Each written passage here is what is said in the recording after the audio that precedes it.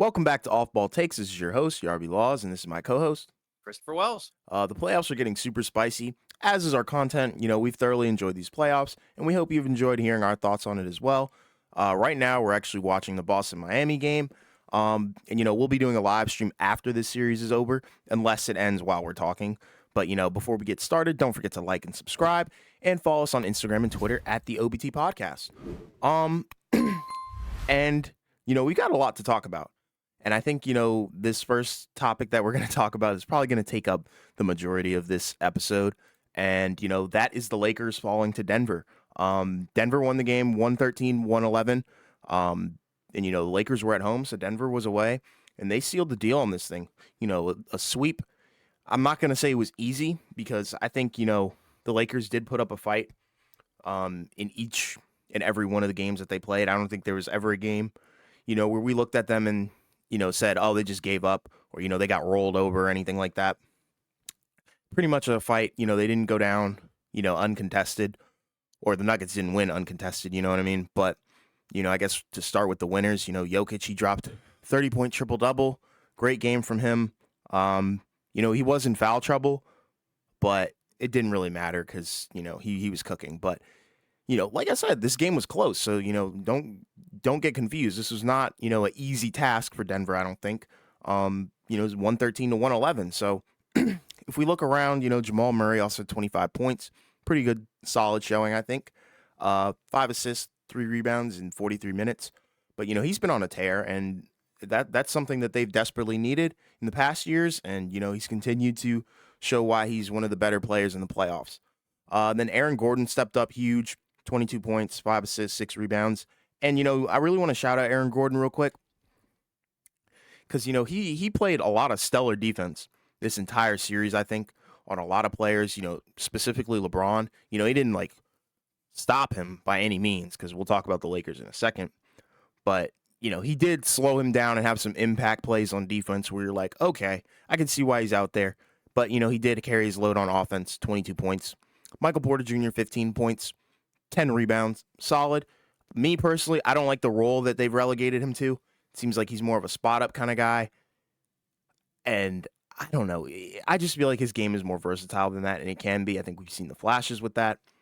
But, in terms of Michael Porter Jr. buckets, they're here and there, but most of them are spot-up threes.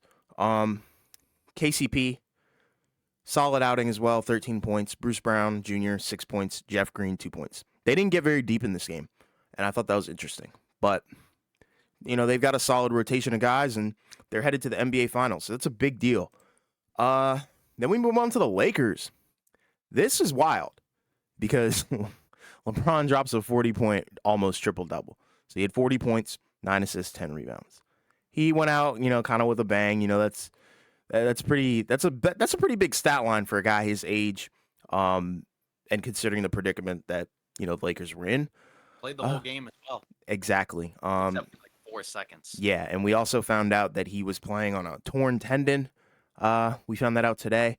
So to drop 40 points and be playing on a torn tendon is kind of insane. And yeah, there's a lot of questions with his future. We'll get into that, I feel like, after we recap what happened in the game. But, to continue, Rui Hachimura, 10 points, 7 rebounds, 42 minutes. Kind of underwhelming, but it is what it is. AD, 21 points, 14 rebounds. You just need more. I feel like, if AD had around maybe 25, they probably would have won this game, maybe even 30. They would have won this game. No issues. AR, 17 points. I think, he's a solid young guy that they have to keep. I think, Reeves and Hachimura are probably the only guys that are safe, in terms of the role players and, or starters, I guess. Outside of obviously LeBron and AD. Then you have Schroeder, 13 points, 5 assists, 2 rebounds. Then you have D'Lo, who had another stinker, 4 points, 2 assists, 2 rebounds, but I believe he didn't really play. I think he came off the bench in this game. Yeah, so, and that's the thing that's sad about it because, I'm a big D'Lo fan. So to see him get benched, for obvious reasons, that's very telling on the kind of impact he was having in this series. He was just getting bullied, couldn't even land a shot. So, it is what it is. When you're cold, you got to come out. And, he tried. The Lakers tried, but they just couldn't climb this mountain that was Denver. And, It's funny because I feel like this was a sleeper team for a lot of people because, you said it multiple times. Nobody really picked Denver to win a lot of their series or, even get to the finals. So I don't know. It's just interesting that the number one seed is kind of the sleeper. Um, Very interesting to me. But I'm really curious to hear your thoughts because this is your team. You are the Laker fan, and you guys are out of the playoffs now. So, the run is officially over. But credit to the Lakers. Nobody expected them to get this far. I don't think, they are a seventh seed. We do have to remember that, even though it is LeBron James. But we still do have to remember they were a lower seed team, and this is what is supposed to happen. So I want to hear your thoughts. Yeah. So we'll start off with Denver, like you said. Obviously, Denver showed through these 4 games they were the better team. Mm-hmm. We both picked the Lakers to win the series. A big reason why I think was um, we felt that the Lakers, in terms of their depth, right, were had more guys to turn to because we saw in the previous playoff series, right, we would see games where say like Rui Hachimura or even a Lonnie Walker or just or Dennis Schroeder right off the bench or starting right, they would just kind of come in and have these big games, Mm-hmm. right? That would kind of help to kind of help out LeBron and AD. But in this series, the main thing was that you just had a number of key guys that like they needed to show up, but just didn't, right? Because Right. like you said, all these games were relatively close. This was a 2-point game, and this was actually a game where the Lakers were up from most of the first. Well, they were up, yeah, in the first half. I think they had a 15-point lead at Yeah.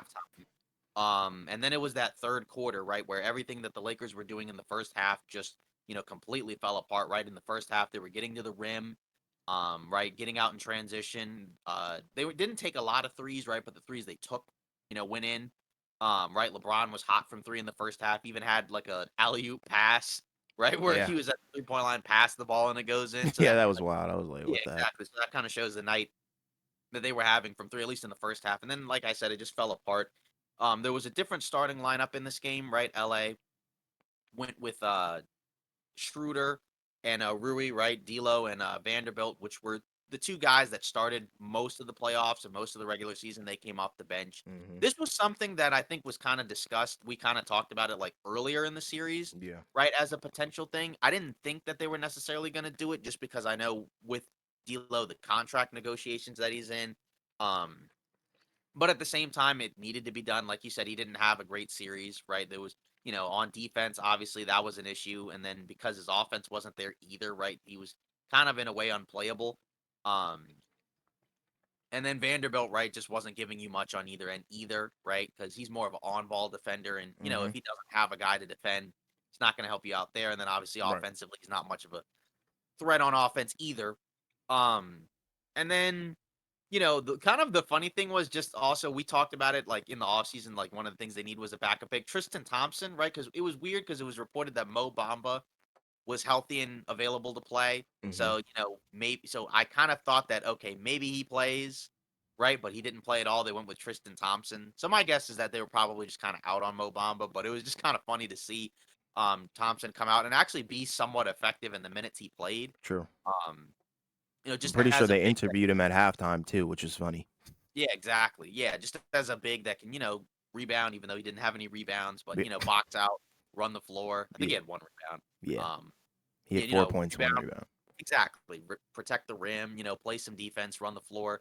Um, but at the end of the day, Denver was just the better team, right? They obviously they don't have a deep team necessarily either, right? But the guys that they have out there are relatively consistent. Aaron Gordon, had a bounce back game because he had struggled in the last couple of games, especially with his outside shot, right? That was kind of one of the issues. That was why towards the end of game 3 they went small. They had Michael Porter Jr. at the 4 Mm-hmm. instead of Gordon. But like you said, obviously Jokic has kind of put his stamp, right, as one of the, premier superstars in the game, Yeah. obviously. With his versatile game, his passing, his rebounding, his scoring, obviously, just a lot of skill, a lot of talent there. Um, he was always there in the big moments, right? He hit some big shots late in the game. I think he had the Sombor shuffle three, Oh right? yeah, yeah. For AD at the end of the That was shot clock. crazy. I Yeah, couldn't believe that. exactly. Exactly. He had a driving layup, I think, off the pick and roll, right, with Mm-hmm. like under a minute to go. Yep. Um, so just in general, right, like just the difference was I think in this series was Denver just late in games was much better than LA. Because then I think because in game two, LA was up for most of the game. Denver shows out in the fourth. Game three, Denver was up for most of the game. LA had a brief lead late in the brief lead like early in the fourth.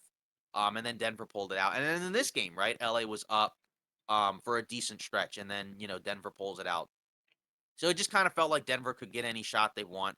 LA's defense was okay, right? I mean, obviously these games, game one was the only one where the defense was awful, right? Because Mhm. these games were in terms of the offense was probably more of what you would like if you're LA, but just not having enough guys to turn to, and Denver just playing better late in games. I mean, that's kind of the big factor there. Um, and like you said, I did mention at different points it was kind of interesting how Denver wasn't really looked at as like a go-to team to come out of the West, right? Like the typical favorites were like Phoenix, Mhm. Golden State, and I suppose, one of the LA teams, right? Like Clippers, Yeah, Lakers. yeah. Yeah. Obviously Denver was mentioned by some for sure, right? But they were in the second tier, Yeah, right? not a lot of people had them. They were not Eh, majority. yeah, Phoenix and Golden State were in that top tier where most people were picking one of those two teams to come out of the West. And Denver was in the second tier. But the interesting thing with Denver is there was a point in the regular season where they had a huge lead in the conference over everybody. I think they were up by as much as like maybe 8 or 9 games Mhm. at one point in the regular season. And then after that point, right, they had wrapped it up, so they had kind of, taken the last month and a half off. Yeah. So I think a lot of people kind of just, felt that like, okay, are they taking their foot off the gas, or maybe the team isn't actually as good as we thought, right? And I think people were starting to lean towards maybe they weren't as good as we thought, but they also had stretches where like they did look better Sure. to close out the season at different points. Despite having some relatively bad losses in different areas, but overall, you just got to give credit to the team, right, for playing as well as they did. Obviously, Jokic, like I said, one of the premier players in the game. Um, right now, he's going to play in his first NBA Finals. Yep, Uh, well deserved, man. That's the exactly. league's real MVP, man. Yeah, and Jamal Murray obviously also, he's also kind of obviously grown his stock, right? Because obviously he had a reputation as a really good performer in the playoffs. Yep. But I feel like when people talk about the point guards in the game, he's usually not mentioned. He's usually like outside of the top 10. Yeah. But I feel like with his postseason runs, he's got to be somewhere in that top 10 of point guards. Yeah, he's definitely moved up. Yeah, exactly, for sure. Um, so just in general, a huge team effort from them. And now, if you're the Lakers, like, obviously, like you said, you didn't nobody expected them to get this far. Mhm. Even as a Laker fan, I picked against them in the first two rounds. Right. Um, and then at the same time, right, like, you do feel kind of disappointed, like, just because, getting swept isn't necessarily ideal. Even if you Sure. lose to Denver, you're like, it would have been, like, I wish it could have been like, at least one win. Um, but at the same time, again, it's hard to put together a team at the deadline that can win a title, right? So, and considering the position they were in to begin the season, right, that in and of itself is an accomplishment. Obviously, they got a lot of questions in the offseason, right? First and foremost is is LeBron retiring? He mentioned in his post game interview, he's going to take some time to think about some things. Um, Personally, I don't think he's going to retire. No. Um, I just feel like he's still one of the top players in the game. I do understand with the foot injury, it's probably going to take some time to rehab and heal up, but I just don't see him retiring. Like not without like announcing to everybody this is going to be my last season. Yeah. Um, They would you give know, him the farewell tour, yeah, and I feel like he's still a top 5 player. yeah. So I don't see that happening. I know that was a huge discussion, obviously, but I don't see that happening. But, just kinda looking at the rest of the roster, I mean, we kinda talked about it because we thought they were gonna get eliminated once they lost game Sure. 3. But, like, obviously, like you said, Reeves and Rui, those are 2 must-haves. Mhm. You gotta re-sign those guys at all costs. LeBron and AD, obviously, those guys are keepers for sure. Those are your 2 superstars. Yeah. And like you said, after that, it just kinda depends. I mean, Vanderbilt was fine, right? Obviously, he didn't play much He's later in not the safe postseason, though. but he still brings value as a defender. Mhm. Um, just as another like solid wing guy out there. He Right. just he just needs a little more of a jump shot. But his contract is so small. Like I don't see a real reason to let him go. You might as well bring him back. Schroeder kind of depends on how much he's asking for, obviously. Lonnie Walker, kind of a similar thing. Gabriel, similar thing, right? And then after that, right, like Bamba and Beasley, like my guess is they're probably not going to be on the team next season. If I had to guess, maybe they are, but given their contracts, which are kind of sizable a little bit, I think Hmm. Bamba's at 10 million. Beasley, I think, is at 16, and they didn't play in the playoffs at all. Yeah. My guess is they probably get moved. Right. Maybe they decline their options, but I feel like it would make more sense to accept them so you can trade them if you don't really want them, as opposed to Right. just letting them walk. But I'm not the GM. And then D'Lo, my guess is he probably comes back too, but it's probably on like a shorter term contract and 2 year probably deal, not as probably. much money as he would like. Yeah. Um, Probably you know, two I think years. that yeah, I think there was a rumor that he was looking for when he was in Minnesota, like 4 years, 100 million. So that's like 25 a year. Okay. Um, I don't know. I don't feel like he's gonna. I don't know because like it's kind of an interesting situation because it's like so right now he's making like 30 million. I don't think he's gonna get that. No. I would and like I don't think LA is gonna give him that, and I don't think another team is gonna give him that. No. Like, so to me, like if you're LA, like I feel like you're in the driver's seat in terms of what's going on. The only thing you can't really do is let him walk. Like because you can't lose the asset for nothing. So the only situation where that would happen is if he's asking for some ridiculous amount, right? If he's asking for like more than 30 million a year, then it's like, yeah, no, that's you're not playing here again.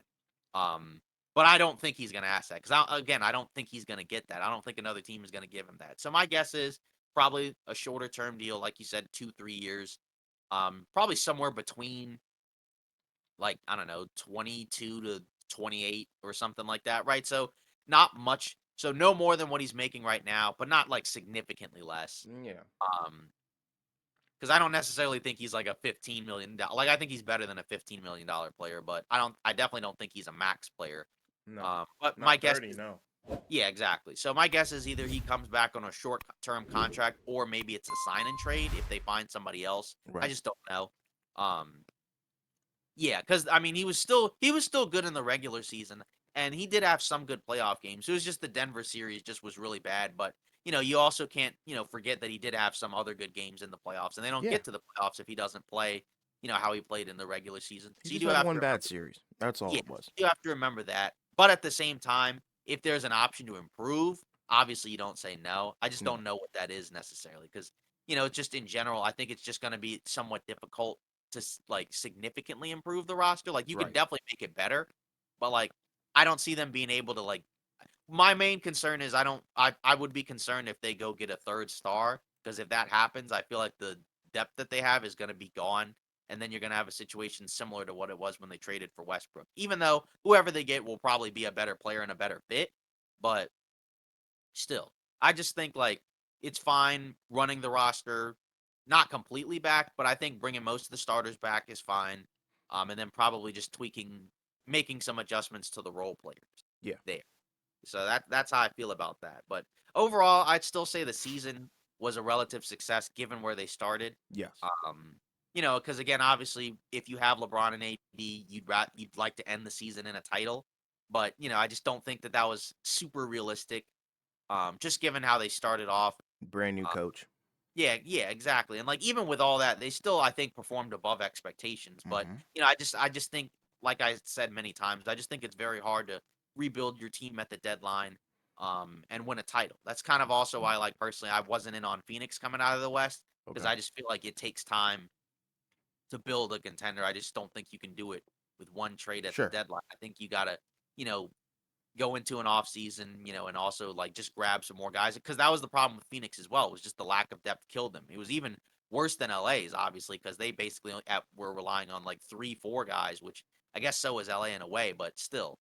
Yeah. Um, but just in general, yeah. Hats off to the Lakers. They did have a successful season, but also shout out to the Nuggets because they definitely I think put to bed a lot of the questions that I think people had Yeah. about them, which I think were relatively fair going into the playoffs, right? Because you always have questions about a team that hasn't, done it at the highest level And yet, every right? one of these teams had question marks. Exactly. Yeah, it wasn't just Denver. Every team had question marks, right?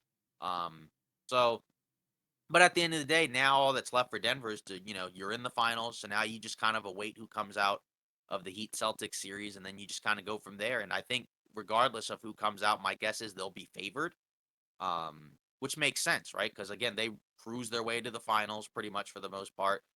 Obviously they had close games here and there, right? But in terms of like the overall games, right? The first round they won in 5, second round they won in 6, and then the conference finals was a sweep, right? Right. Whereas say, Miami relatively cruised, right?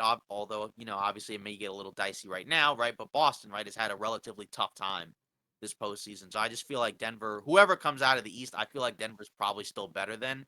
But we'll have to wait and see, obviously, because we got a little bit ways to go before we get to the final. Yeah.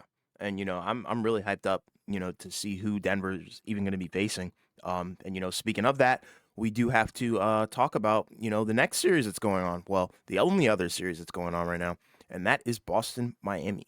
We thought Boston's going to lose this one now, but, now they made it, they're trying to make it a series. So, they did come out and win on Tuesday, 116-99 in Miami. So, now they have a game. So the series is 3-1 Miami. And this is a big deal because a lot of people thought they were going out sad on Tuesday, but they didn't. They won the game. To kick off the recap of it, Jason Tatum, he had 33 points, 7 assists, 11 rebounds, 42 minutes. That's the kind of game that you want from Tatum. That's the kind that you need. And that's the one that you expect. I think that has become the expectation for Tatum. He's made it that way as well. He said he's humbly, one of the best players in the NBA, so he has to live up to that. Then you move on to Jaylen Brown. This I didn't like too much, but to be fair, they didn't need him to explode because they were already up by so much. Like I said, they won 116-99. But Jaylen Brown had 17 points, 4 assists, 4 rebounds in 37 minutes. You need more productivity from him, and I understand he's been hurt. But still, I just feel like, he could give a little bit more, especially if LeBron is playing on a foot torn tendon, But, I don't want to compare. That's neither here nor there. But, guys do play through injuries, so he can't bounce that excuse on us. Then you have Al Horford, 12 points, 4 assists, 7 rebounds, 25 minutes. I think that's pretty solid from him. Definitely better than what we had been seeing in some of the earlier games in this series. Like I said, I thought he was, getting ready to have to learn Chinese, but I think, he's turning that around. Marcus Smart, 11 points, 6 assists, 3 rebounds.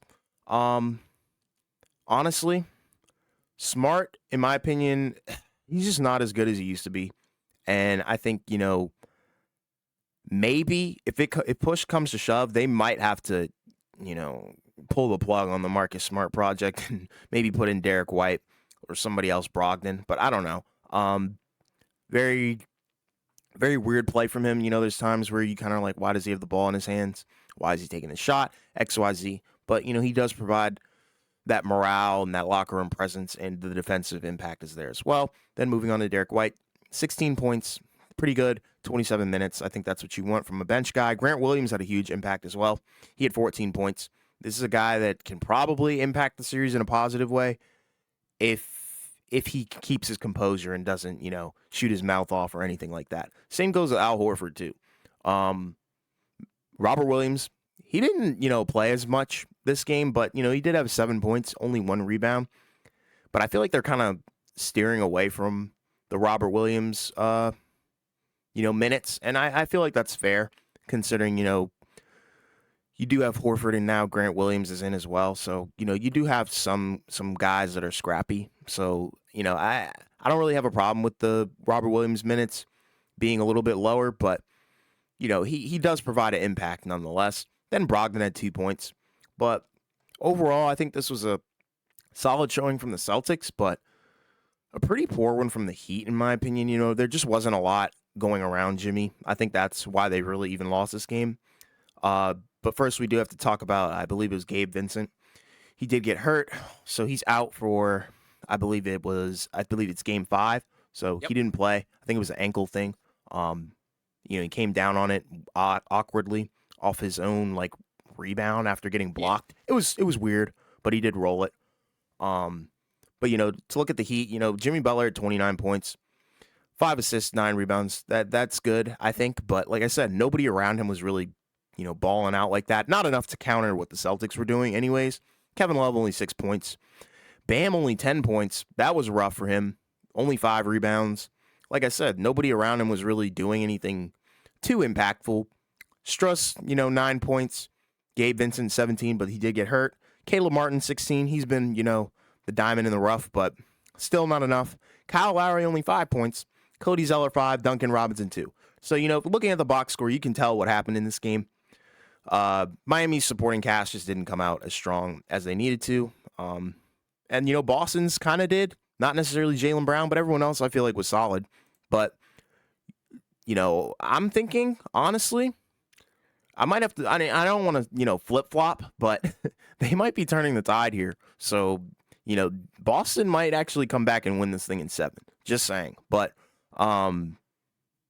yeah, what were your thoughts on this game specifically? Because I'm sorry, I'm just also glancing at the other game, so it's just funny. Yeah. But Sure. yeah, we'll talk about that in Yes, a I second. guess like the main thing with Boston is that and this has kind of been talked about at different points is you know, a lot of their offense is predicated on their 3-point shooting, right? Sure. So there's a record or there's like a stat, right? So when they're shooting over 40% from 3, Yeah, right? They are one of the best teams they in don't basketball. lose. They I only have think 2 losses, right?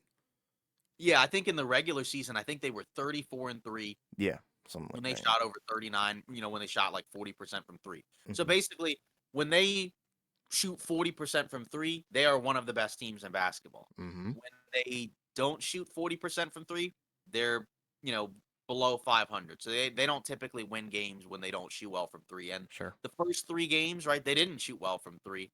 And to add insult to injury, Miami was also shooting, ridiculous percent, right? Like they shot, I think, over 50% in games 1 and 3. Mhm. Um, Whereas, right, in this game, right, Miami shot 25% from 3. So you almost kind of wonder, and again, kind of like you said, we don't want to flip flop, right? Because we did initially pick Boston to win the Yeah. series. I You have do, them going to the finals, man. I have yeah, them winning the finals.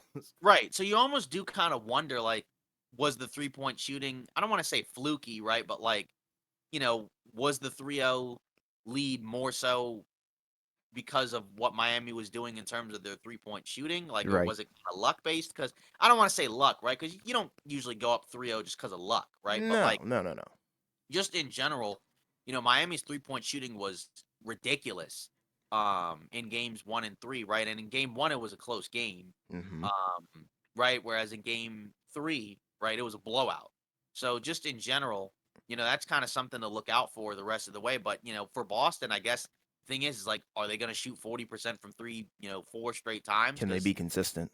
yeah, exactly. Because that's kind of what the key is, for them, right? And then also, to me, also you just didn't get a good enough Jimmy and Butler or Jimmy and Bam game. I know Butler had 29 points, Yeah. but I feel like a lot of those were kinda when the game was kinda teetering towards being over. I feel Sure. like 'cause Miami was up at halftime, they were up by, 6, and that was with both Bam and Butler not really playing It that was a well. big it was a big comeback. Yeah, and then in the 3rd quarter, right, what turned the tide was Miami just kept turning the ball over, missing a lot of shots. Butler had a lot of shots around the basket that he just completely just flubbed. Yeah. A lot of the shots that he was making the first 2 games, it just wasn't falling. And, it spread to the rest of the team as well, right? Because again, like you said, nobody really played that great. Mm-mm. Um but now you kind of have to wonder, for Miami, obviously they're already without Hero. So, that's, and it's been pretty remarkable that they've been able to kind of make up for that absence, right? But then Gabe Vincent, is he also going to be out, say for game 6, Mhm. right? Because he's been a big part of this team as well, right? Because he helps make their offense a little bit, more varied, I think, because he's a guard that can kind of operate in the pick and roll, and he can kind of operate off the bounce, right? He's not like a playmaking passing point guard. Um, He's crafty though. yeah, exactly, right. But having a guy who can, kind of create something off the dribble a little bit, and he can shoot, right? Because Lowry's just not that type of offensive player No. anymore. Um, right, and so if he's having to play a ton, especially against the starters a ton, as opposed to the second unit, which is where he normally plays, I feel like you're just not going to get as much out of him. Um, and again, they're just gonna have to shoot better because again, Boston had 3 straight terrible 3-point shooting games, Mhm. right? And now Miami has had, a couple of really bad 3-point shooting games. So that's kind of, I mean, I don't want to boil it down necessarily just to that, right? But again, we know the numbers for Boston There's a is pattern. exactly. Boston needs to shoot well from three in order to win, and they Right. didn't the first 3 games. But obviously, and we'll talk about it in a second, right? As the game 5 draws to a close, but when the but like it's just kind of wild, just how Boston is a different team when the threes are falling. Now, obviously, like if you shoot over 40% from three, anyways, on high volume, you should probably win. Just because it's really hard to make up for that, if you're the other team, if the other team just can't miss from three. Because again, that was what was going on with Miami. But, you know, obviously they're in an interesting hole, right? Because no one has ever come back from down 3-0. We were also, it was kind of funny after game 3, we were talking about the series like it was basically over, Yeah. right? We were talking about like what Boston should do in the offseason. But, it is going to be interesting to see what they do on the road, right? Because Boston in the playoffs has been not very good home team. They've really done a lot of their damage more so on the road. Um, right, and they're gonna be on the road, right, in this game 6 that's upcoming because I think it's the third quarter's coming to an end. I think it's pretty clear Boston's probably gonna win that Yeah, game. they're up by They're up 20. by about yeah, they're up by about 20 going into the fourth Right. quarter. So just in general. But that's kind of how you have to take it. You have to take it one game at a time. Um, and again for Miami, like that's was kind of the concern, because it was just kind of weird because these last couple of games was kind of the reason why I was leaning towards Miami because in my mind I'm like, how are they going to stop Tatum and Brown? Brown hasn't really done a whole lot, right? But Tatum's been great. In these last couple of games. Um, and then at the same time, right? Like just offensively, how are they going to score? Because I mean, like without Hero, you're already kind of looking for guys offensively. And to their credit, they've done a really good job, like I said, of making up for that offense. Right. These playoffs, right? That I mean, they wouldn't be here, right, without those other guys contributing. It's just again, like, this is gonna be. I mean, this is a real battle for Miami because it looked like that they were probably gonna close out the series. I thought that Boston would probably win Game 4, Okay. but I didn't really expect them to win Game 5. I was kind of leaning towards it was done. But like you said, Boston has definitely made it a series now. I still feel like Miami still has the edge. Yes, they do. But obviously, like Miami's in a position now where they have to win Game 6. Because they Both can't. teams are back up against the wall, I think. Yeah, exactly. Because up until Game 4, Miami had been undefeated at home in the playoffs. Right. So now there's a lot of pressure on those guys, to produce and show up and play really well. Because if they lose Game 6, I mean, you're gonna go into Game 7 against Boston in Boston, and obviously they could win it, right? But that's a really tough ask, right? And if they do lose the series, right, that's gonna be really rough to bounce back from. Because Yeah. again, like no one's ever you know, um, lost a series going up 3-0. Never been done. Obviously, exactly. Obviously, we've seen teams come back from down 3-1, but not very many. Right.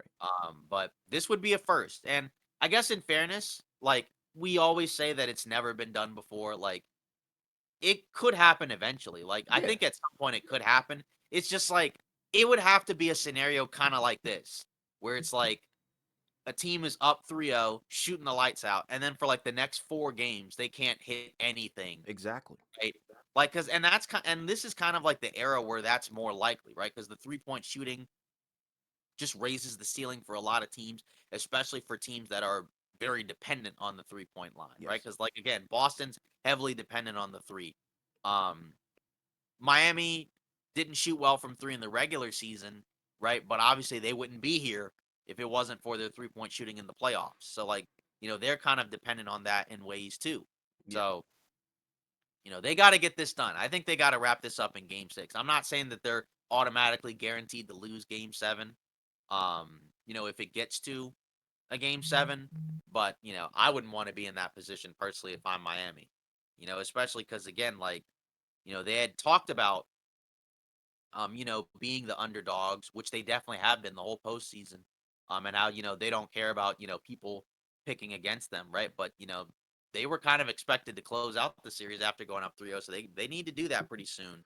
Yeah. Um, and yeah, but again, like I think some of that you need Gabe Vincent back because I just don't think you can sustain having two starters out against Boston. I know, Brogdon, he's reportedly has been dealing with, an elbow injury. And I think he left this Game 5 with that elbow injury, so that's kind of also a factor as well. Um, but again, like with Miami, like you just you can't lose game 6, I think. You like and I mean, I guess we can get into game 5, right? Cuz again, like the fourth quarter Yeah, is going we might as around. well. We might as well get into it. Yeah, fourth quarter is going around, right? I mean, Boston's going into the fourth up by 18. Right? All their starters played relatively well, right? You got pretty much contributions from everybody. And this was kind of to me the key for Boston winning this series, which is why, and when we went into the series, we were picking them because we felt like Boston had more guys that you could rely on Yeah, consistently. And when they're all playing well, Boston's very tough to beat. Now, through the first 3 games, that wasn't happening, right? Brown wasn't playing well. Tatum, would play well for most of the game and then be, completely absent in the fourth, right? Smart wasn't giving you much of anything. You talked about Marcus Smart, right, in in the talks about the previous game, right? But in yeah, this game, he played really well. Um, exactly. yeah, so just in general for Boston, I mean, like that, you just got to take it one game at a time. You got to continue to play your game, shoot well from three, get it done on the defensive end, right? And that's kind of the key, to getting back into this series, right? Tap into your guys off the bench, right? Grant Williams, Robert Williams, right? They went back to the small lineup, these last couple of games, which I think just makes more sense just because Miami's a small team as well. Hmm. Uh, so, I mean, I don't know. Like, I mean, it's again, like, I don't want to jump the gun and flip flop, but, like you said, Boston, maybe they are turning the tide. We'll see, because going into game 4, I think they had said, like, don't let us win game 3. Exactly. And usually like, you kind of tend to ignore those type of statements when a team's down 3-0 because again, usually most teams that are down 3-0 typically lose just in game 4, right? Like sometimes we've seen some, stave off elimination and win game 4 and then lose game 5, but usually they just lose outright. Cuz normally like if you're down 3-0, you're just playing a better team. Right. Um, but it's just been so frustrating for with Boston this season because it's felt like that they are one of the most talented teams in basketball, and they just haven't looked like it in the playoffs. Um, so for them, if they can play more like the team that we saw in the regular season, I mean, I'm not like I said, I'm not gonna automatically just flip flop and say that they're going to win the series, but they definitely have a chance, way more of a chance than I thought when they were down 3-0 because I definitely thought that the series was completely done. I thought they'd probably win game 4, but still lose game 5. But, Yeah. they've had pretty two convincing double digit wins, in both of these games. And, like, it's just that's, if you're Boston, you got to be happy about that. This is And it's kind of magical. because going into the series, I think I basically talked about where I'm like, we're probably going to have, because I thought it was going to be a longer series. Like, obviously, like most people, I was shocked to see Miami go up 3-0, but I was like, we're probably going to have 2 games where Jimmy Butler kind of carries the Heat to a win, Hmm. 2 Boston blowouts. And then after that, we'll have to see what happens in the final 2. Yeah. And we've kind of gotten that script through this series, right? Because we had, um, you know, 2 games, the first 2 games where Jimmy Butler kind of carried the Heat to a win, right? And in games 1 and 2, game 3 was off the script, right? Because that was a Miami blowout. But then games 4 and 5, we've had double digit Boston wins, right? So I mean, now we just kind of have to see what goes on, in game 6, right? Because again, like I said, I think Miami has to win that game, or else it's going to be really, really tough for them to win game 7. They could do it, right? But I don't think most people are going to pick them if they lose 3 in a row. And I don't know, like it just kind of goes to show that sometimes jump shooting can kind of like completely turn the course of a series around. Because Yeah. again, just given how hot Miami was, in 2 of the 3 wins, and now they just can't hit a shot at all, right? Even Butler and Bam, right? They have been pretty, awful to me on offense. In these last couple of games, they just haven't been good enough. And in addition, the other guys around them, some of them have kind of cooled off, right? Like they've gotten nothing from Max Strus in these last couple of games, right? Lowry started in this game in place of Gabe Vincent, gave them pretty much nothing. 2 points, 2 rebounds, 4 turnovers, so more turnovers than assists. That's obviously never more turnovers than assists, more turnovers than points. That's Yeah. never a good thing. Um, so I don't know. I personally this series has not at all gone how I would have thought because I definitely didn't expect Miami to go up 3-0 and then I definitely didn't expect Boston to get it to a game 6 after being down 3-0. Right.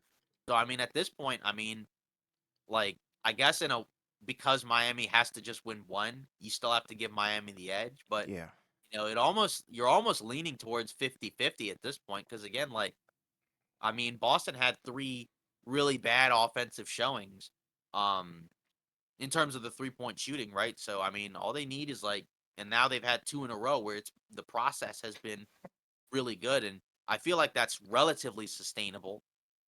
Um so I guess it just kind of comes down to can Miami get Gabe Vincent back? Um I'm assuming Hero probably still doesn't come back this series. It Yeah. sounds like he probably wouldn't be ready until the finals. So I don't know. I mean, if you're Miami, it's got to be pretty disappointing that they kind of talked about that they felt like they were fine, that there was nothing to worry about. But these are back to back pretty embarrassing losses in my opinion. So I think they kind of definitely need to kick it into high gear for game 6 because if they lose game 6, they might be going home. And I think that would be kind of the ultimate embarrassment to be the first team in NBA history to blow a 3-0 lead. I mean, again, you still would need to give credit to them for getting this far. Nobody expected them to get this far. But when you're up 3-0, you got to finish the job. So I just feel like you know, they can't I mean like they can't lose 4 in a row. I mean like I guess in a way it could happen, but like it can't happen. Like if you're I get you. Miami, Yeah. you got to figure out a way to close out one of these last couple of games. But again, like, you know, we'll see what happens because I don't really know at this point. Yeah. And for me, the way I'm looking at this series now is, it's completely up to momentum. And I think, Miami is losing the momentum now that they've lost 2 in a row. They definitely had it originally, being up 3-0. But now they've basically lost 2 in a row. And now they're in jeopardy of potentially losing 3 in a row, which would even up the series. And then game 7, I think Celtics are going to take that with ease. But yeah, once again, not to flip flop, but I just got to go by what I'm seeing. And originally, I did have Boston beating Miami, and you did as well. So, I feel like Boston should win this. They shouldn't really even be in this predicament. But, I'm going to chalk it up and say this was due to luck on Miami's. And I think, that may be speaking prematurely, but them being up 3-0, I think was definitely due to luck. And, skill, obviously. And, lack of showing up from Boston. Boston, some guys on Boston didn't show up, disappearances. Boston quit in game 3. They Exactly. quit in game 3. Yeah, you could tell body language. It was just dumb. It didn't look good. So, I think Boston was kind of like, I don't know. I feel like this team does better when they do have their backs up against the wall, but that was just a weird, I don't know. Boston is so wishy-washy because, I had them going out in the first round, and it was mainly due to the inconsistencies that we're seeing right now. Like, I don't understand how they can go down 3-0, but now they look like probably one of the better teams in the NBA, And I know it's due to the three-point shooting or whatever, and, that pattern, but is that what we're going to really be relying on? If we're Boston, if you pick Boston, we're going to have to rely on their three. I don't know. That just feels kind of sketchy to me. And that's one of the reasons why, I wasn't too high on them coming into the playoffs. But, when it works and they're on, it's on. Like they're I'm not going to say they're unbeatable, but they're pretty hard to stop because the only way you can really stop that is either forcing them to miss, take bad shots, or match them with threes. And I don't think a lot of teams can match them like that. But there are some teams that can stop them. But I don't know.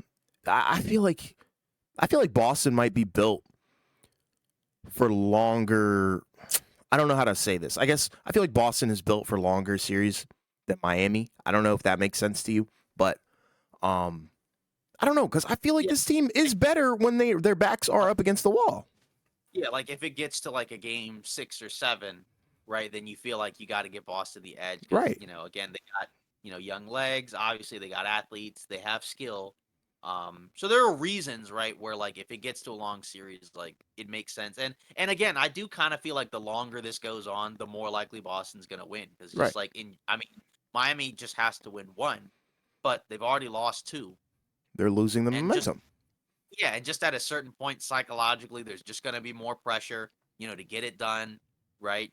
So I mean, like, just in general, I think Game 6 is like basically Miami's do or die. Like Miami needs to treat Game 6 like a Game 7. I think you have to give credit to Boston because they've definitely the last couple of games come out with the right energy and the right amount of effort. Yeah. The shot making definitely is a factor as well.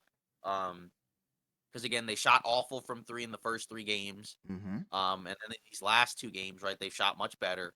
Um, so I mean, I don't know. It's just hard because again, there's been so many things this postseason where it's like I haven't seen it before.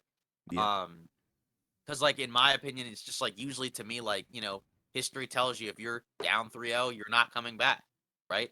And historically, usually you just lose game four outright, but they've defied most odds. They've won game four and staved off elimination. Right. It seems like they're gonna win game five. Um, so I mean, at this point, yeah, you just got two games left. You get game seven in Boston, even though they haven't been a great home team this postseason, right? But you still feel like if it gets to a game seven, they're probably gonna win. I mean, like just at that point, I just feel like Miami's probably just gonna be kind of like, psychologically, I think kind of just damaged. Like if it Right. gets to a game seven, Right. just because again, be up 3-0 and to lose three straight, like that would be pretty tough to bounce back from. I mean, again, Miami just needs one game. Boston has to win two. But like you said, it definitely feels like Boston has more momentum now.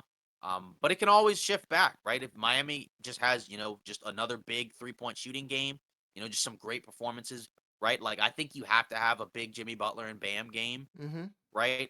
Like I don't think they can put up the numbers they put up in the last couple of games and still win. Right. You can't squeeze Obviously, 'cause through with they've that. been yeah, exactly. They've been relatively, in my opinion, poor. Just relative to how they've played in the playoffs, right? Butler particularly, like his scoring has just fallen off a cliff. Um, but I don't know. It's definitely just something to kind of just think about because again, there's been so many times this postseason where things have happened that we didn't expect. And maybe this is the year we do get a team that comes back from down 3-0.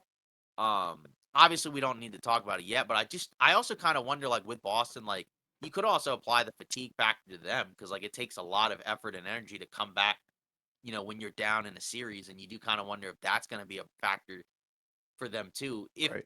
especially if they actually pull off the comeback and then Right. have to play in the NBA finals like, a few days later, right? Because the finals is June 1st, regardless of what happens. Right. Um, Denver's gonna be right. rested, man. Yeah, exactly. So Denver's gonna have all the advantages, right? They're gonna, even though I think if Boston wins the series, Denver will start out in Boston, right? And they're not that great on the road, but Boston hasn't been that great at home. But again, we can't get into that too much yet because we still don't know who's gonna win the series. I Right. guess, I guess the question at this point is right now, do you feel like Boston is going to come back and pull off the upset? Yes. And I don't even know if upset is the right word considering they're the higher seed, I'm gonna but say, yeah, like. pull off the comeback. Yeah. Okay. I'm gonna answer your Yeah. question outright. Yeah. I think Boston's gonna win it. Okay. And I kind of Yeah. hinted I at that feel at on the last episode, but I kind of also right. put an asterisk next to it because I was like, that's insanity. But anything can happen.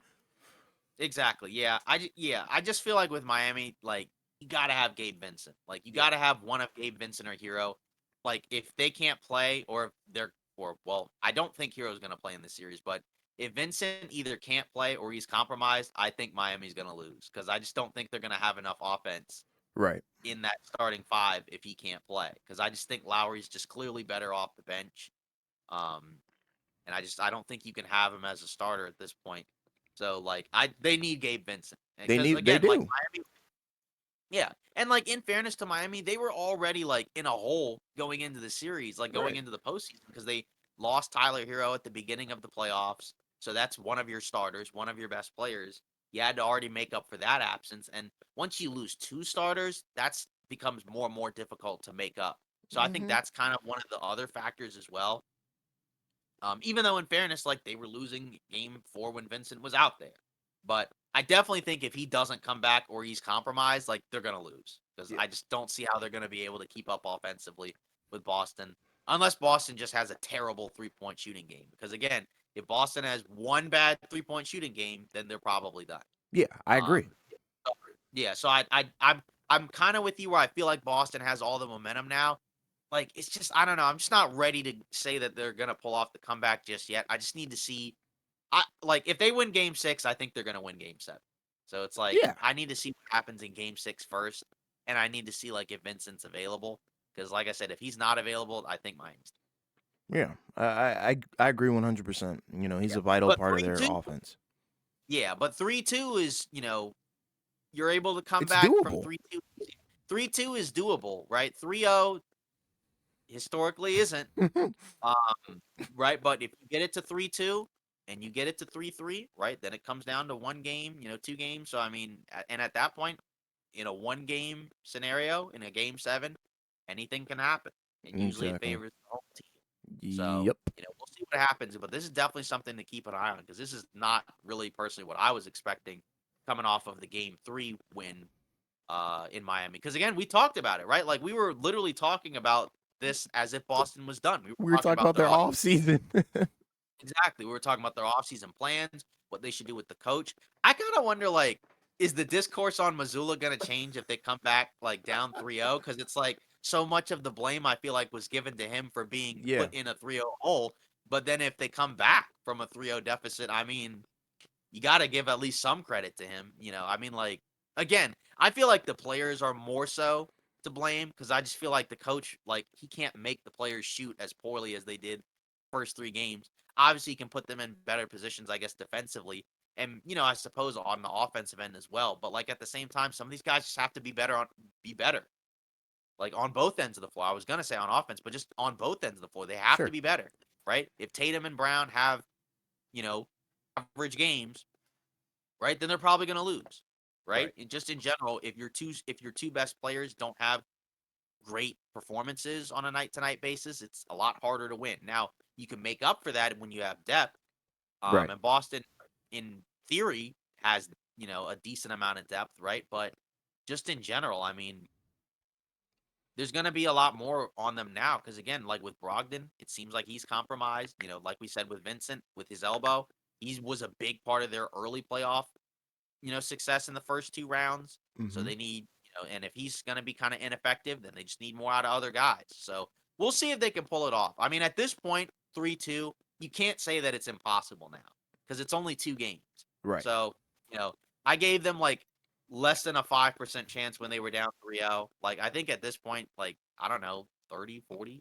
I mean, I I'm don't, going maybe 50 that's too 50. high, but yeah, I think it's pretty close to 50-50. And if they win game 6, they will have the advantage. I think, It's going to for sure. 7 games, I think, but I'm thinking And, Boston and wins it. yeah, exactly. And again, obviously, by the time we record our next episode, game 6 will have already happened. Yeah, and we'll be Um, able to talk about it, and then we'll set up the yeah, finals as well. yeah, exactly. And we'll either have a live stream, Yeah. if Miami wins, or we'll have another game, and then game 7, and then we'll see what happens. Right. But so this is yeah. I mean, I don't know. To me, like, I always thought this was not going to be a short series. You know what I Sure. mean? I So like, agree. yeah, so I was primarily shocked that like I would have been shocked if Boston had gone up 3-0, honestly. Like it wouldn't Sure. have been as shocking as Miami because I just feel like Boston is the better team. Hmm. But either way, like I'm like this has to go like 6 games. Right. Like we don't know we haven't done like, series in X amount of wins picks. We usually just pick who wins the series, Right. but we'll still like lean whether or not like we think it's going to be a long series or a short series. This And we always we felt like did it's gonna, we did lean that direction for sure. yeah, this was always going to be a long series. And it seems like it definitely is going to be because a 6 game series that is not short. So, Right. just again give a lot of credit to Boston for hanging in there. Because again, obviously we know it's not easy to come back down 3-0. No one's ever done it. Nope. So obviously, if they're able to pull that off, I mean, that's gonna be one of the most impressive things, um, that's been done in the NBA. Obviously, they would need to, in my opinion, finish it off and win the chip. Because that would be kind of disappointing to come back down 3-0 and then still lose in the finals. But we're not there yet. We got to take a little bit more time. Yeah. So I guess now, we have a ton of topics like news and rumors to cover. So we'll get into each of those. First off, first things first, Carmelo Anthony, right, has decided to hang it up and retire from the game of basketball. Hmm. Obviously, everybody at this point, everybody knows Carmelo Anthony. Yeah. Obviously one of the best players of his era, not the best, obviously, but still, you know, uh, obviously, he's a first ballot Hall of Famer. I think I've heard some people discuss the idea of should he be a Hall of Famer, and I do think yes, he is Yeah. absolutely a first. Yeah, yeah, exactly. I was Undoubtedly. surprised. I didn't I was even know that surprised. was a convo. Sorry. Yeah, yeah. If you look online, there's some people that think he shouldn't be, but yeah, obviously, because first off, he had a really good NBA career, even though he didn't win a title. Hmm. And even regardless, right? Like he was a national champion in college, and a multi-time Olympic gold medalist, right? So I mean, either way, like he's a Hall of Famer for sure, right?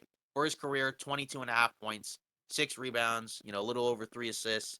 Um, and obviously we know his numbers, right? He's, one of the greatest scorers in the NBA, of all time.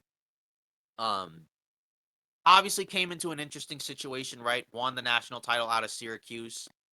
Is drafted by Denver. Um, third overall back in 2003, right in that draft with Wade, LeBron, Chris Bosh, Darko Milicic. Um, Great. yeah, exactly. So obviously a lot of high expectations going in. It was kind of interesting because over the course of his career, right, he did have, some playoff failures. In general, usually he lost to a better team. So I think that factors in as well. Hmm. He played with some solid guys in Denver, right? We know J.R. Smith, Chauncey Billups, um, Did he play with guys Iverson like at one point? yeah, Iverson, Yeah. obviously, right? During the I think midway part of his time in Yeah. Denver.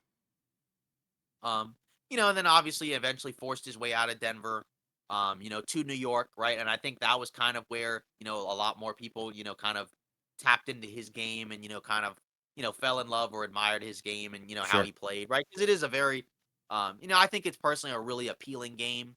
Very Um, tactical. yeah, exactly. Very skilled, very smooth. Yeah. Became a much better shooter over the course of his career as well, right? That was kind of something that he had to adapt. Um, right, because he wasn't a great outside shooter coming into the NBA. Um, but just in general, I mean, like, hats off to him for having, a great Yeah. career. I think he definitely deserves credit for, again, adapting his game later in his career. And, Hmm. initially he didn't want to come off the bench, right? And then eventually he was, kind of forced out of the league for a little bit, and then changed his ways, came back, right, and became a really solid role player. It's unfortunate that he wasn't able to contribute, to a championship team. Obviously spent his last season in LA with the Lakers last year, right? And obviously, they were far from a championship team, but regardless, he himself said like, he's already won at the game of life. He has had a great career. Yeah. So, just in general, what are your thoughts overall on the Melo retirement? Because I Um. mean, like in fairness, like, he didn't play at all this season, so he felt like it was probably coming, Sure. right? But even to hear it, like, when it was reported, I was like, wow. And just, just the video as a whole, also, with just all the different clips and the dedications to his son, just Yeah. very, I thought just a very cool video and just kind of a touching, emotional Sure. video as well. But overall, what are your thoughts on the Melo You know, retirement? I agree with you, but I also feel like more could have been done. And I feel like there was that weird time where it felt like he was kind of blackballed from the NBA, where he was kind of out of a job. And it's like you wondered why, because a lot of teams could have used him during that time period.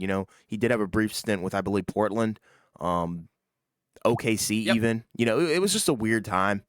I always felt like Melo was done dirty, but and there's nothing that the league can really do to make up for that, in my opinion, just because of how great he was as a player during his Denver and New York years. I mean, like those are some of the moments in basketball that I remember watching as a kid.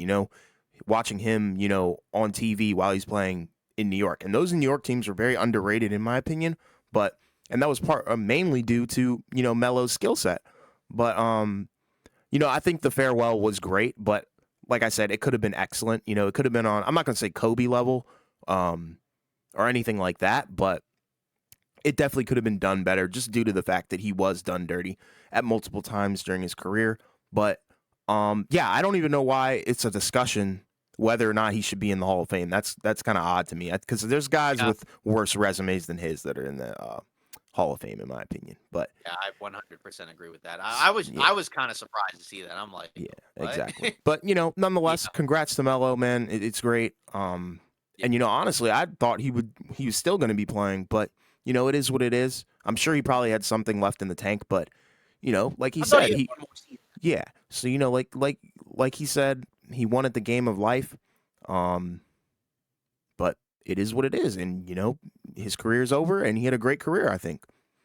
So hats off to him. 19, yeah, 19 seasons in the NBA. I Oh mean, yeah, yeah, and was a pretty solid contributor for most of his career. yeah, I do kind of wonder what happens with the jerseys in terms of the jersey retirement, right? Because sure, obviously in Denver he's wearing Jokic's number, right.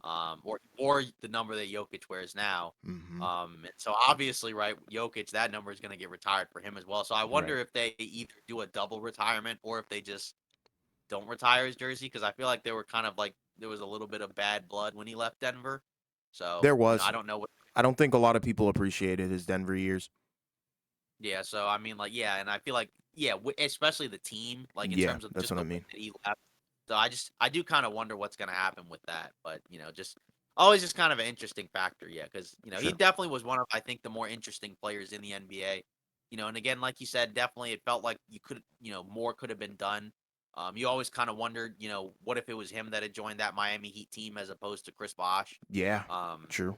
or yeah, exactly. Or the I think after his one of his last seasons in New York when he was a free agent, right? He had the opportunity to leave New York and go to Chicago. Mm-hmm. But he would have had to have taken less money. So then he stayed in New York, for the money, which again, I'm not going to complain about that. I think that's what most people would probably do. But Right. you do kind of wonder because, like you said, it did feel like more could be done.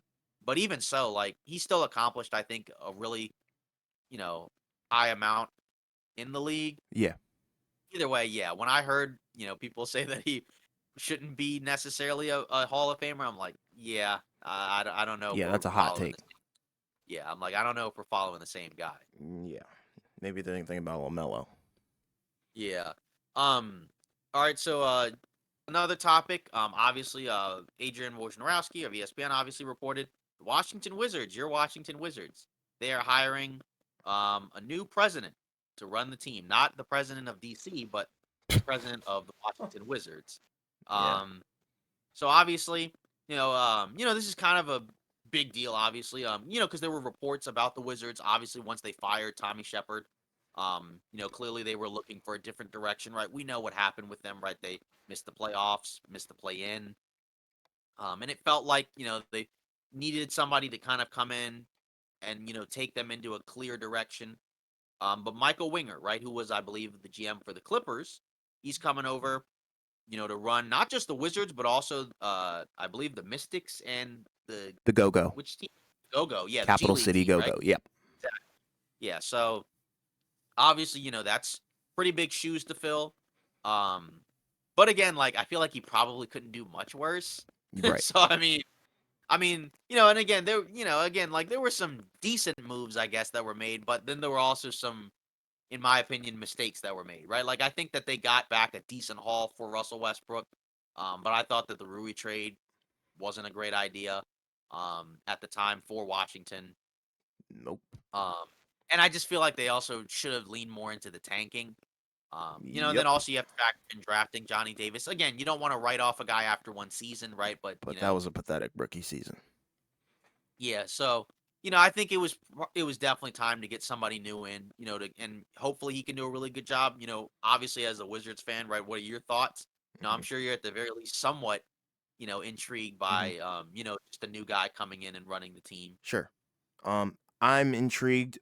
The first thing I'm intrigued about is him, running Monumental Sports. So that's the conglomerate that our owner runs and owns, and that conglomerate includes the Wizards. It's Um, team governor. yeah, team governor, excuse me, but that conglomerate includes the Wizards, Mystics, and Capital City Go Go. So, I'm curious to see what kind of moves we're going to be making. And this is what you need, and this is what you want when you're going through what the Wizards are going through currently. You need a change of scenery, change of pace, and a new face. Um, and this guy could potentially get it done. I think, this is a start. we are missing some other pieces, and we've got a lot to figure out because we got to figure out if we're going to keep, Kuzma and Porzingis, So we've got some things to figure out. Also, we've got to bolster up the roster because the depth is not there. But all I can say is I'm not happy, but I'm intrigued. They piqued my curiosity.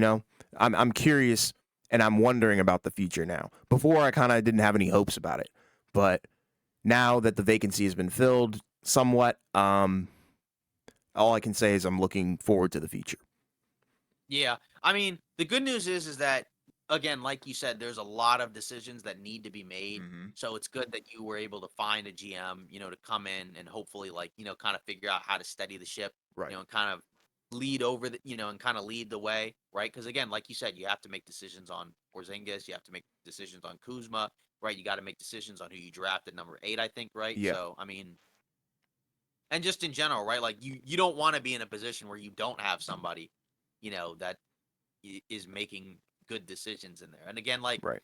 I don't know much about his track record, right? Obviously, he was the Clippers GM. I think the Clippers have done, a pretty decent job in terms of the roster. I know that they have a president of basketball operations as well, right? Mm-hmm. I think Lawrence Frank. So I'm not sure which guy is the guy that's like making the number one decisions. I'm gonna assume it's Lawrence Frank, but I'm not sure. Right.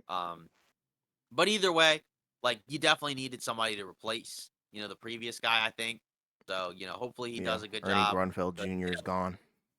yeah, because I mean, just in general, some of the decisions I just think were relatively poor, and it just didn't seem like there was a clear cut direction. So Right. if they can get somebody who knows what they want to do with the team, I think that's kind of just the first step to success, and then you kind of just go from there. Sure. I agree with that 100%. Yeah. Moving on. Next up, Joel Embiid. Reportedly, no way Embiid gets traded to the Knicks again. We don't usually talk about these type of executive rumors, right? But obviously, there's been a lot of rumors swirling around Philadelphia, right? In including also like James Harden potentially not getting the max from Philly, which I think Mm-hmm. makes sense as well. Yeah. So just overall, in terms of the Knicks thing, like I said, I don't know because with Philly, I just wonder what they do. Obviously, because again, you have to figure out what you're doing with Harden, whether or not you're going to pay him. Because they're in a weird spot. We talked about it before with the over 38 rule. You can't give a player multiple years after the age of 38. So Philly is in a weird spot where they actually can't offer Harden that much more Mm-hmm. than what other teams can offer because they can't offer a fifth year like most contracts. They can only offer 4 like everyone else. And the difference is basically 10 million. So, he's not really giving up a lot of money to go elsewhere, assuming other teams are going to give him, the max as well.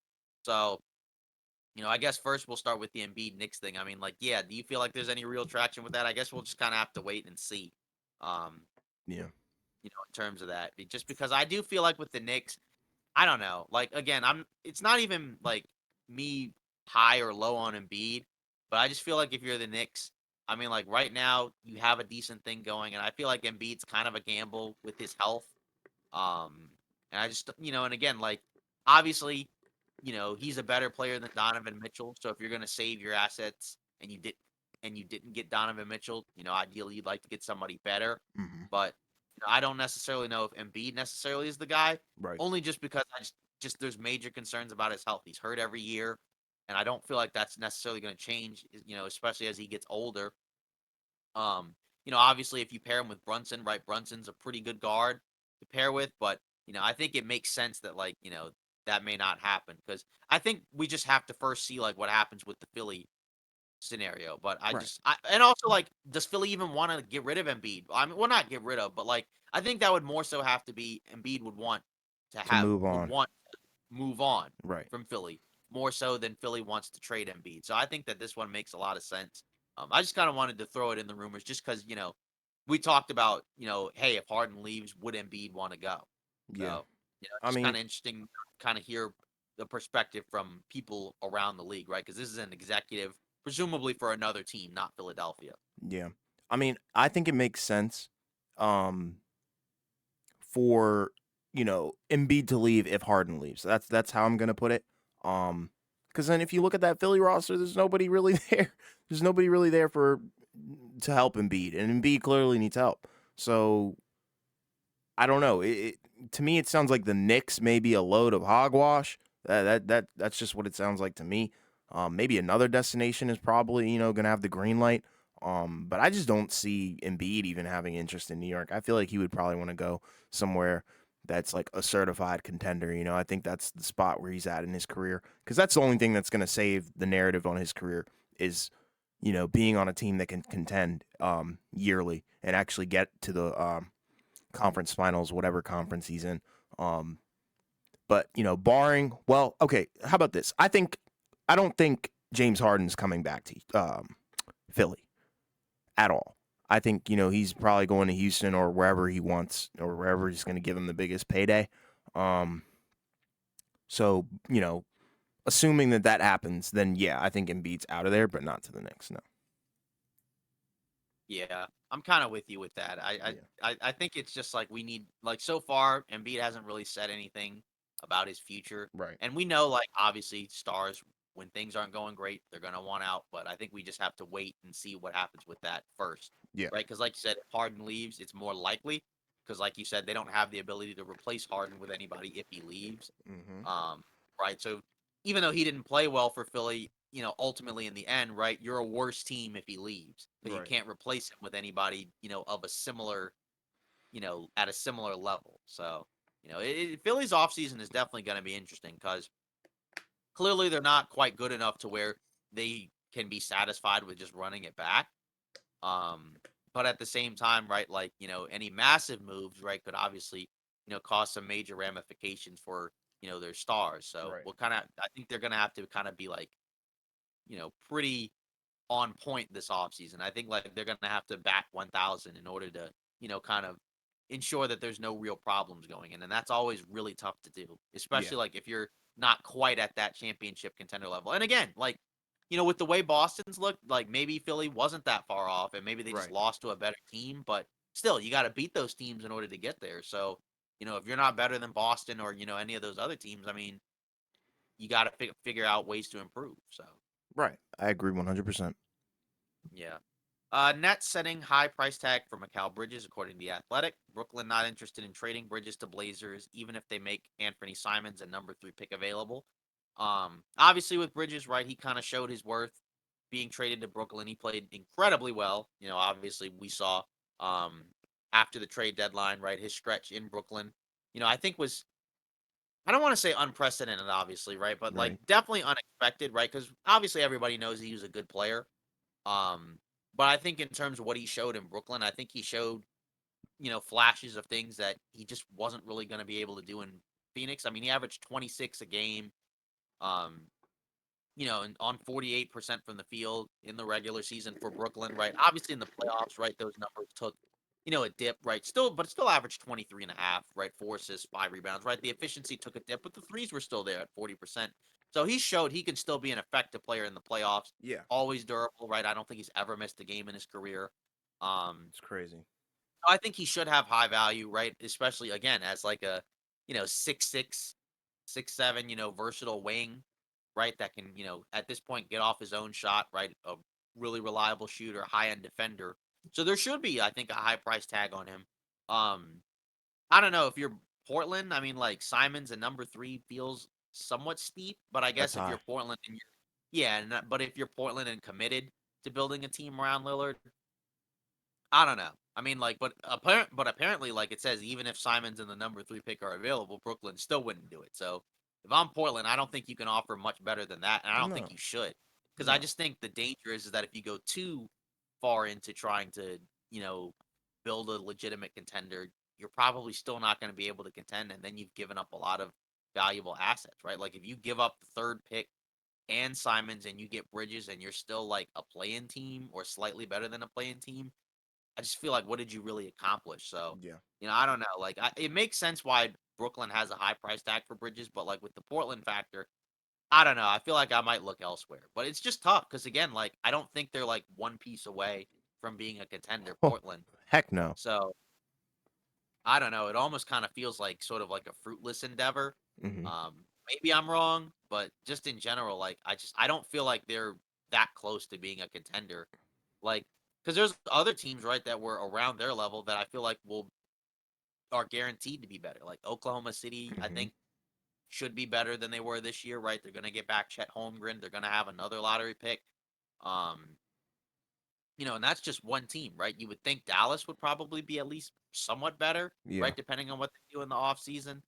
Um, so I mean, like just in general, I mean, like I don't know with Portland because again, like I mean, if as long as you have Lillard, I mean, like I guess it makes sense to not be a terrible team, but at the Right. same time, I just don't feel like they're that close to being a contender. So I just don't know what the point of it is, anyways. I've always kind of just believed like they just need to trade him and move on. But if he doesn't want to go, then I mean, like, there's not really a whole lot you can do because I think he's built up too much equity for them to just kind of move him without his Yeah. consent. There's too much Um, rapport there. yeah, but at the same time, like, I feel like that's probably the best move if you're Portland because I just feel like otherwise you're just going to be a mediocre team. Like, because I don't, I would imagine with the third pick they'll probably be a little better than they were last year, Hmm. or this season. I mean, and like towards the end they tanked the season away anyways. When they had a chance to be a play-in team, but at the same time, are they going to be that much better? Because again, like there's a lot of teams that they'd have to climb before they can be a contender, right? Denver's still going to be around. Hmm. Um, Phoenix obviously is still going to be around. LA is going to still be around. Golden State, right? I would think they would still probably be around. And then even other teams, right? Like a Sacramento or a Memphis, right? Those teams are all probably going to be still be around and be better than Portland. So I don't know. I just don't know, what Portland's goal is here. I get Brooklyn's angle of this in terms of, putting a high price tag on a valuable player, but I don't know. Portland, I don't know about this. Yeah. Portland's a jumbled mess. Seems like they're in the same boat as the Wizards were this season and previous seasons. They just don't like they know they're preaching that they want to contend, but clearly the management and the team doesn't have a sense of direction. But I don't know. I feel like they need a change in management as well. But uh, I don't know if they're actually going to do that. But you can't be wasting Dame's career like that. That's just so sad to me. And even if Bridges say Brooklyn was in on this, I don't even think Bridges would be the answer. It's more than you need more than one Yeah. piece. Right. You Yeah. know, so Exactly. I don't know. It just seems like a boatload of just BS. I don't know. It's just weird. Portland will figure it out, but I don't know when.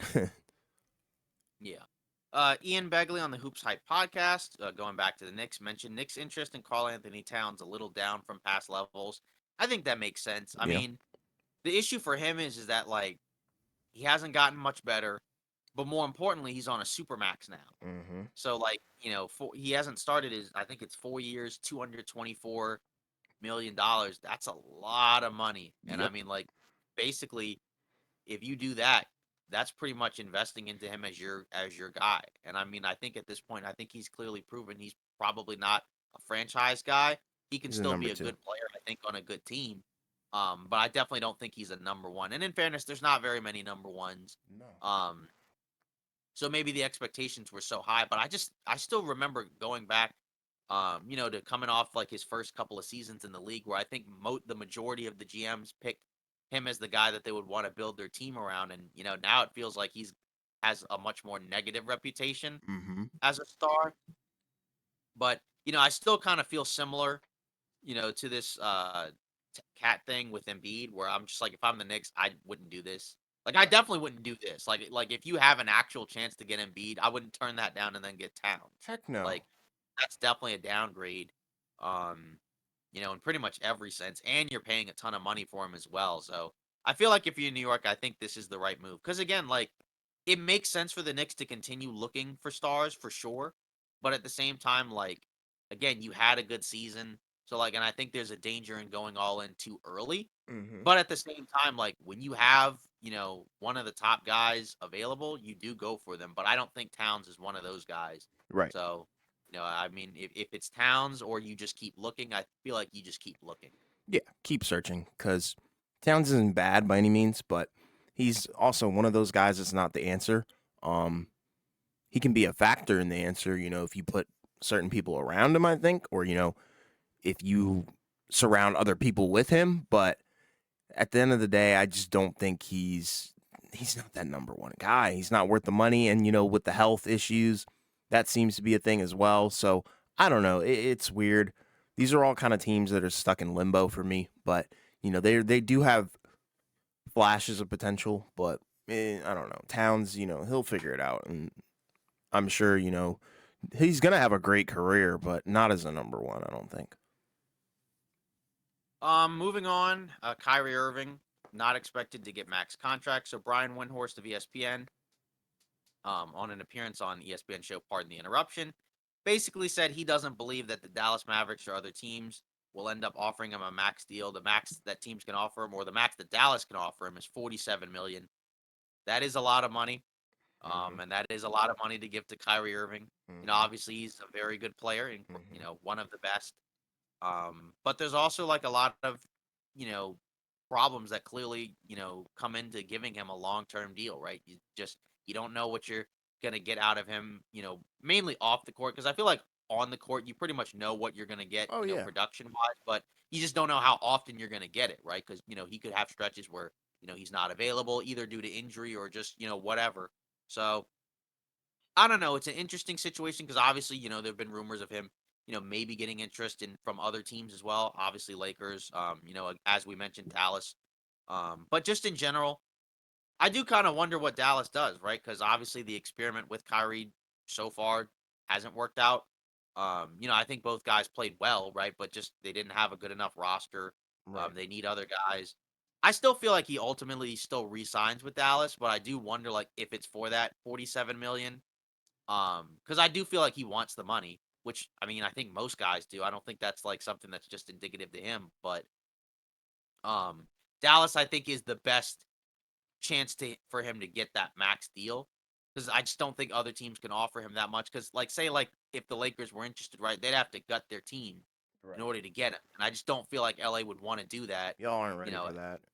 yeah, exactly. Because again, you go back to what happened with Russ. Even though Kyrie's a better player, you go back to three guys, not much else. So I just don't think that would be feasible for them. Um, but again, with Dallas, I don't know. Like, because I mean, if you're Dallas, do you really want to commit, long term to Kyrie Irving? Like, I don't know if I would do that if I'm Dallas, but they may kind of be forced into doing that just because of what happened with the Brunson situation. Yeah. Kyrie. Um, like you said, you're more so worried about the off the court stuff, and there's no doubt that his impact on the court is amazing. It's phenomenal, one of the best ones we've ever seen. But at the end of the day, it's a gamble, and I think Dallas is probably going to play it safe. I don't think they're going to offer him. Well, they probably would offer him that money, just because of the fact that they even gave things up to get him in the first place. So I feel like, they want to keep him around for as long as they possibly can before it gets sour, which it probably will. And, Kyrie, I feel like, as much as these players don't like to say, it isn't about the money, it is about the money. So I Austin feel Reeves, it's about the money. it's about the money. It 100% is, and we can't act like it's not. So whoever gives him those money, that's where he's going to go, I think.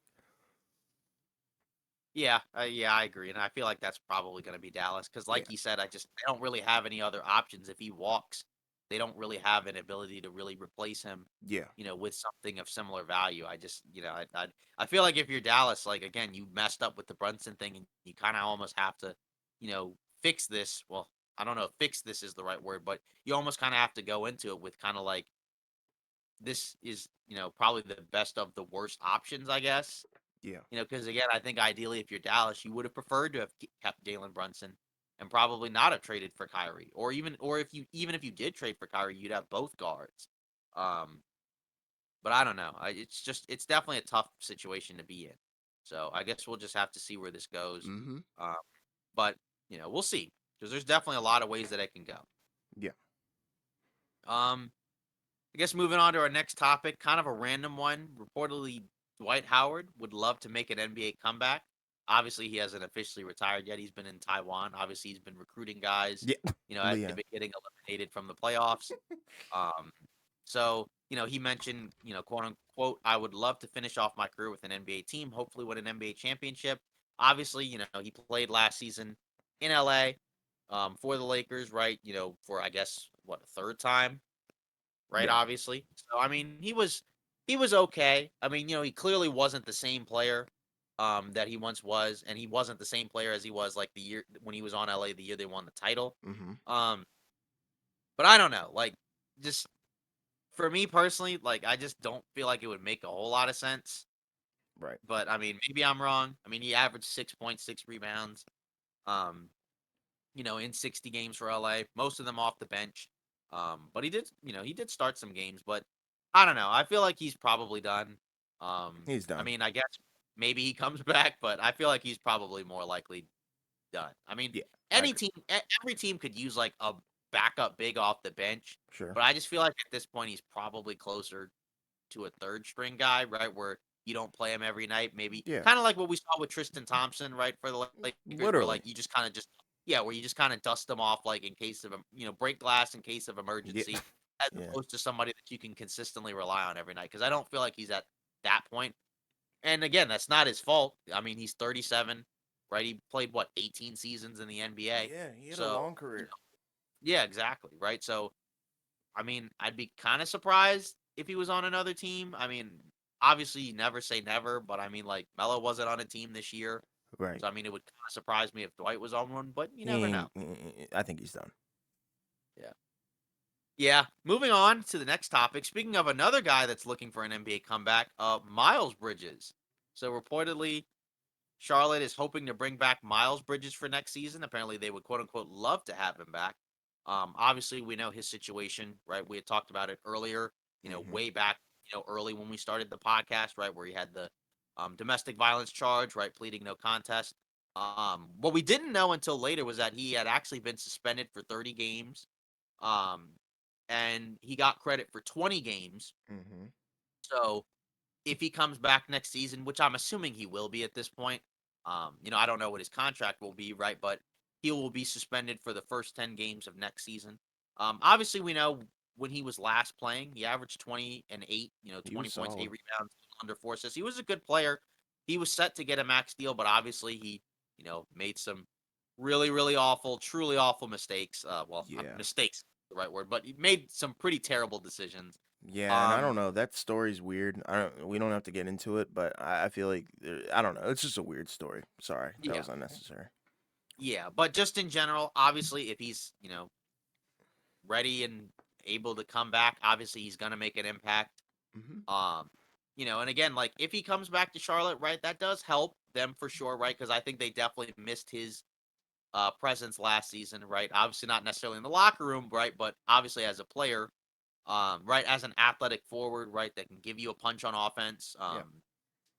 Yeah, He was a good player when he last played. So he's impactful. if they do get yeah, if they do get him back, right, and then obviously you're going into this offseason with the number 2 pick as well, right? I mean, they should in theory improve. Obviously, it's Charlotte, so you never really expect much from them. Yeah, But I mean, that getting him back and then getting the number 2 pick is definitely like the first step forward to actually having like a semi-competitive roster. Because at this point, like they just need bodies.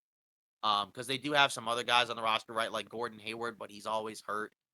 I mean that he's definitely not worth a max contract. Obviously, he's a veteran presence, right?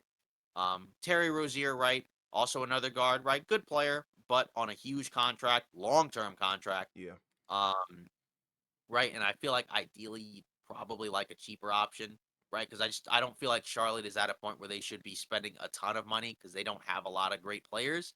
Um, but again, like part of that was the previous regime, right? Overpaying, to get certain guys. Because again, that's what you have to do if you're Charlotte. But I guess this is kind of the first step, to success if you're Charlotte. But it makes sense, right? Because we had kind of been hearing that he was probably on his way to come back. But obviously, if he does come back, he will help that team because when he was last available, he was a good player.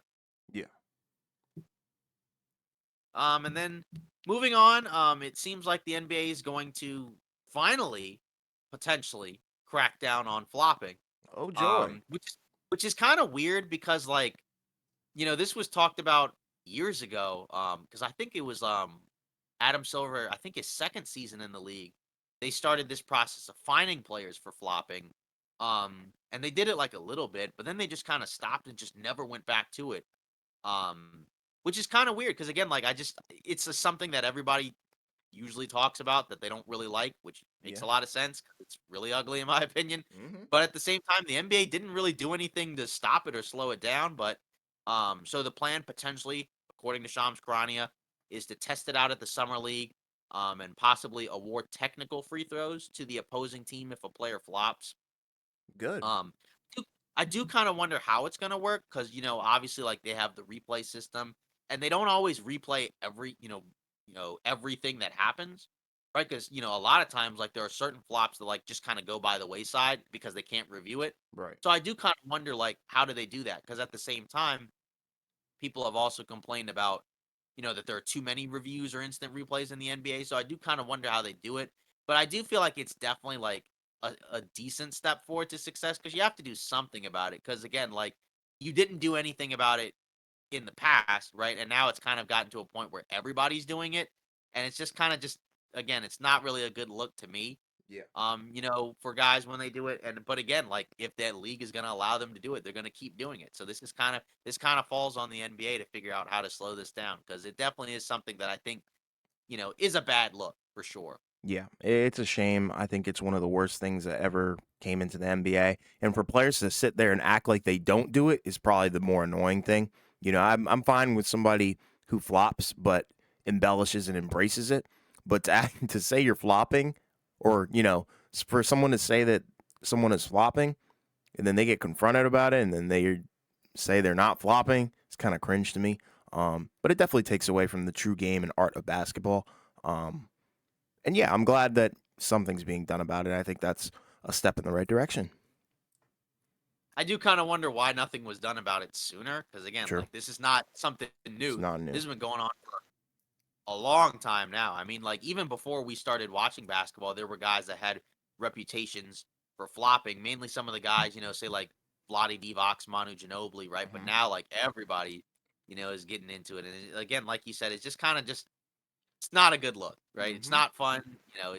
You just feel kind of weird when it happens, and like everybody's gonna get away with it because very rarely do they really do anything about it. I mean, you Nope. can challenge the play, but only if it gets called, right? Like if a foul's called, then you can challenge it. But if nothing called, then like you don't get anything out of it. So that's kind of a disappointment. Yeah.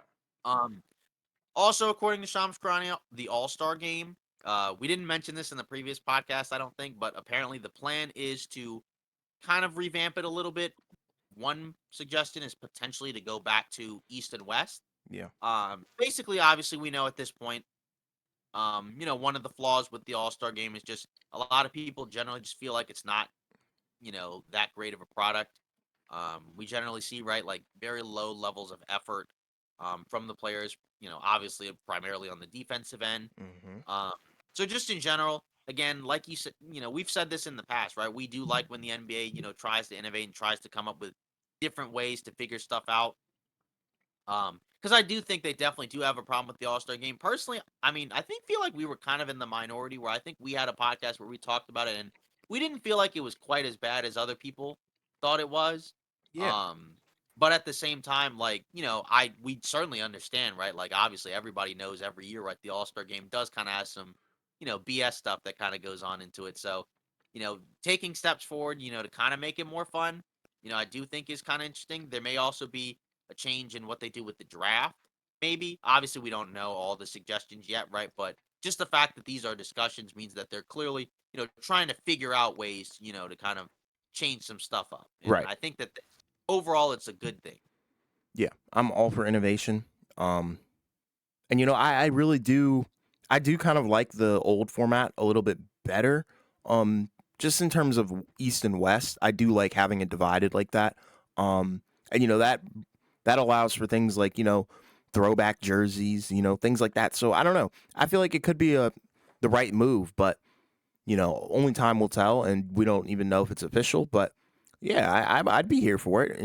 I feel like it should be. Honestly, it would be cool if it was something different every year. That would be really cool. But I'm sure there's limitations on that. Yeah.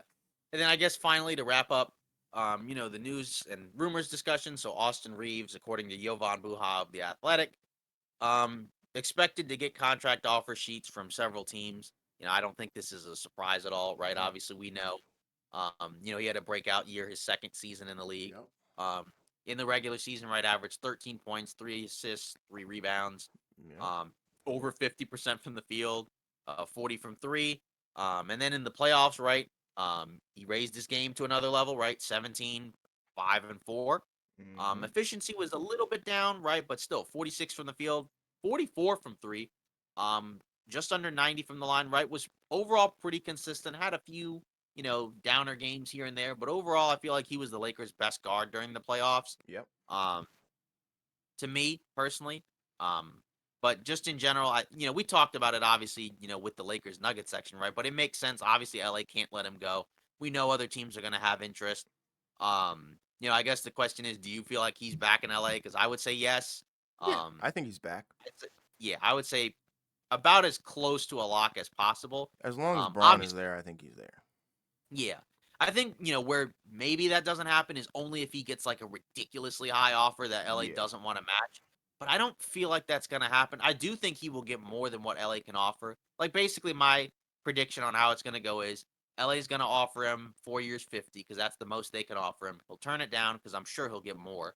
Because that's like 12 and a half a year and I feel like he's going to get more than that. Mm-hmm. Um and then after that, right, some other team will probably offer him a bigger offer, and then LA will probably just match it, right? Because again, like the most any team can offer, I think, is 4 years 90.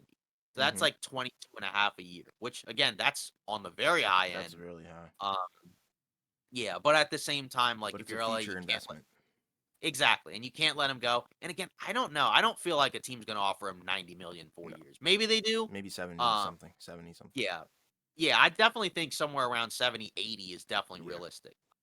Because then you're talking about like, 16, 18 million a year. I Yeah. think that's pretty feasible, I think, for most teams. Yeah. But I'd be pretty surprised if he got 90. I just feel like he's pretty much almost guaranteed to come back. It just Yeah. kind of depends on, all it is just, the dollar amount. Yeah. Same with Rui. I feel like both of those guys are going to come back. It just comes down to the dollar amount. Um, but either way, right, like, if you can figure it like if they actually got him for under 20 million, I mean, I think most people should be pretty thrilled if you're LA, right? Because then Yeah. that It's a means you're steal. looking for a relative bargain. I mean, when you look at some of the other guard contracts around the league, there are guys, that are making more money, um, that are in a similar ish tier, right? Obviously, we've been looking at, say like a Jordan Poole, right, Yep. where it I was gonna felt say like that. his game took a step back. Obviously, I would imagine he will be better than he was in the playoffs, right? But it still feels like he's probably not going to be worth, the Right. max deal he's making right now. I think it's like over 30 a year. That's going Mm-hmm. to start the season. Um, so to get that, if you can get, Reeves on a contract that's like either slightly more than half of that or somewhere around that, right? Like that's you got to feel pretty good about that. So I feel like he's definitely a lock or as close to a lock because I don't want to always say like there's never 100% chance of these things happening necessarily, but I feel like it's pretty close. I would Yeah. be shocked if he wasn't a Laker next year, and I would honestly be very angry at the LA front office and ownership if he wasn't a Laker next year. Right. Yeah. Me too. You can't let him walk. All right, well, that pretty much wraps up our episode of Off Ball Takes for today. Again, another relatively long one, but again, as things are happening with the playoffs, even though fewer games are going on right now, there's still a lot to talk about. With obviously the teams that are still in the playoffs and with the teams that are out of the playoffs. So we want to discuss it with everyone, so that way they can, hear what we have to say, and obviously, always leave a like or a comment. Yeah. Please. Like, comment, subscribe. Exactly. Depending on when the series ends, right, we are planning a live stream. Obviously, we know, because Boston, staved off elimination in Game 5, we know that we will do a live stream either, I guess Saturday Mm-hmm. or Monday because I think Yeah. those are It's the next either Saturday or Monday. exactly right. Obviously, we'll also have our regular, I guess Monday episode as well. Yes. It just kind of depends on what happens, but regardless, thanks for listening. Have a great weekend. Memorial weekend obviously coming up, Yeah. Enjoy the holiday, right? everyone. Enjoy the holiday. We'll see you next week.